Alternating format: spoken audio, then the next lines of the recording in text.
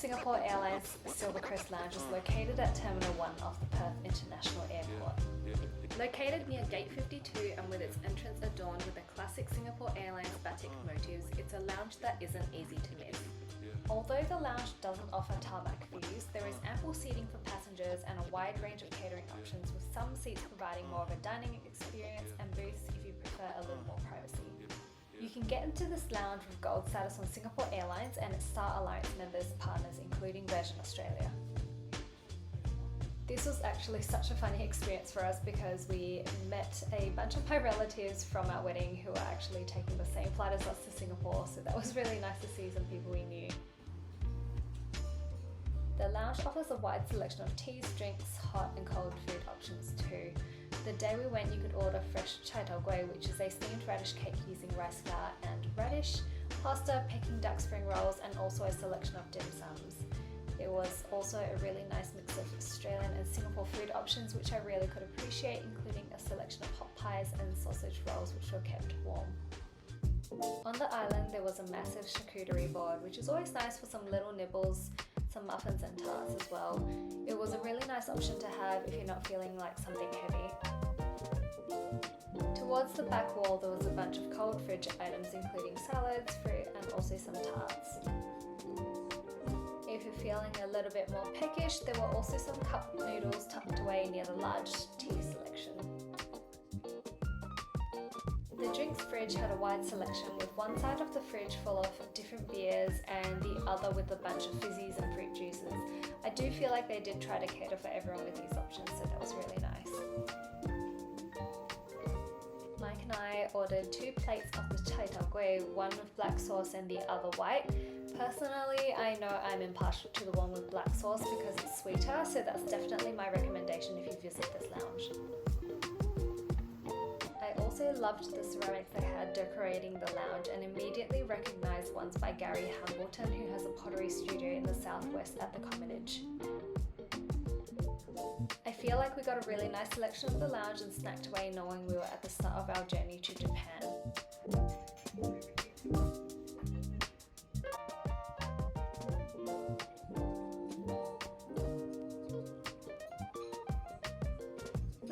The pandan tart was absolutely delicious and was definitely one of our favourites at the lounge.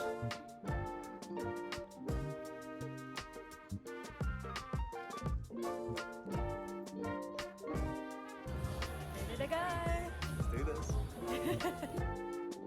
Our flight time from Perth to Singapore was around 4 hours 30 minutes and was on an Airbus A350-900, which had a 1-to-1 seating configuration in business. Unlike Qantas, amenities are available upon request, but there are some nice noise-cancelling headphones with disposable covers which you can use during the flight. That's really comforting for that little germaphobe in me. Now for the seat.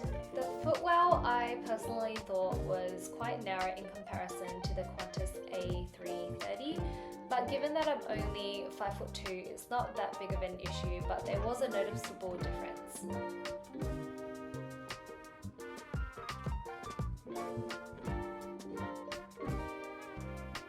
There were the usual bits and bobs like reading lights, coat hooks, and also a pull-out table. This aircraft unfortunately doesn't come with USB-C ports, but does have 2 USB-A ports and a universal power point. There's also a retractable mirror if you need to touch up some makeup or have a look at yourself during the flight. There's also a little hanging point for your headphones as well during the flight when you need to tuck away your headphones. In-flight entertainment can be controlled via the touch screen or via the retractable remote tucked into the side of the seat.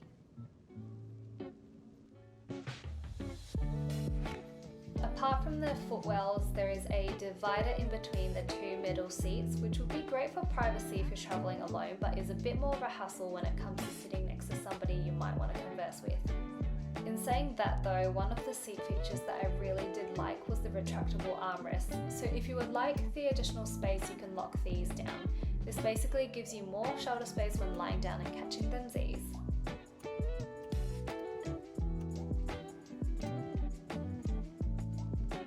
There is also a 3-point seatbelt system, which feels a lot safer during taxi, takeoff and landing. The crossbody strap also easily detaches for during the flight if you decide to wear the belt around your waist. Now onto the menu. We were taking an early Arvo flight, so the lunch menu was being served. There was a big selection of drinks and our favourite was the Apple Bliss, which is a mocktail with apple juice and 7-Up. For canapes, we had chicken satay and these always slap. When I'm telling you these are fantastic, the sauce is so amazing and I don't know what they put in it, but they are just so good that you really don't have a choice but to finish them all.